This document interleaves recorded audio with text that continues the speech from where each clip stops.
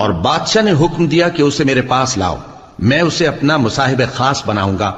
پھر جب ان سے گفتگو کی تو کہا کہ آج سے تم ہمارے ہاں صاحب منزلت ہو اور صاحب اعتبار ہو۔ یوسف نے کہا مجھے زرعی پیداوار پر مقرر کر دیجئے، کیونکہ میں حفاظت بھی کر سکتا ہوں اور اس کام سے واقف بھی ہوں۔ اس طرح ہم نے یوسف کو ملک مصر میں جگہ دی اور وہ اس ملک میں جہاں چاہتے تھے رہتے تھے۔ ہم اپنی رحمت جس پر چاہتے ہیں کرتے ہیں اور نیکوکاروں کے اجر کو ضائع نہیں کرتے، اور جو لوگ ایمان لائے اور ڈرتے رہے ان کے لیے آخرت کا اجر بہت بہتر ہے۔ اور یوسف کے بھائی کنعان سے مصر میں غلہ خریدنے کے لیے آئے تو یوسف کے پاس گئے، تو یوسف نے ان کو پہچان لیا اور وہ ان کو نہ پہچان سکے۔ اور جب یوسف نے ان کے لیے ان کا سامان تیار کر دیا تو کہا کہ پھر آنا تو جو باپ کی طرف سے تمہارا ایک اور بھائی ہے اسے بھی میرے پاس لیتے آنا۔ کیا تم نہیں دیکھتے کہ میں ناب بھی پوری پوری دیتا ہوں اور مہمانداری بھی خوب کرتا ہوں؟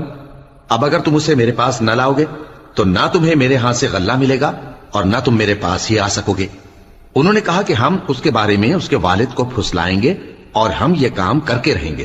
اور یوسف نے اپنے خدام سے کہا کہ ان کا سرمایہ یعنی غلے کی قیمت ان کے سامان میں رکھ دو۔ عجب نہیں کہ جب یہ اپنے اہل و عیال میں جائیں تو اسے پہچان لیں، اور عجب نہیں کہ یہ پھر یہاں آئے۔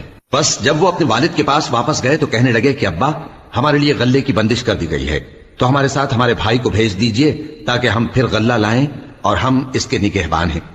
یعقوب نے کہا کہ میں اس کے بارے میں تمہارا اعتبار نہیں کرتا، مگر ویسا ہی جیسا پہلے اس کے بھائی کے بارے میں کیا تھا، سو اللہ ہی بہتر نگہبان ہے اور وہ سب سے زیادہ رحم کرنے والا ہے۔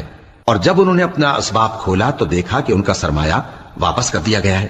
کہنے لگے ابا ہمیں اور کیا چاہیے، دیکھیے یہ ہماری پونجی بھی ہمیں واپس کر دی گئی ہے، اور ہم اپنے اہل و عیال کے لیے پھر غلہ لائیں گے اور اپنے بھائی کی نگہبانی کریں گے، اور ایک بار شتر زیادہ لائیں گے کہ یہ غلہ جو ہم لائے ہیں تھوڑا ہے۔ یعقوب نے کہا کہ جب تک تم اللہ کا عہد نہ دو کہ اس کو میرے پاس صحیح و سالم لے آؤ گے، میں اسے ہرگز تمہارے ساتھ نہیں بھیجنے کا، مگر یہ کہ تم گھیر لیے جاؤ یعنی بے بس ہو جاؤ تو مجبوری ہے۔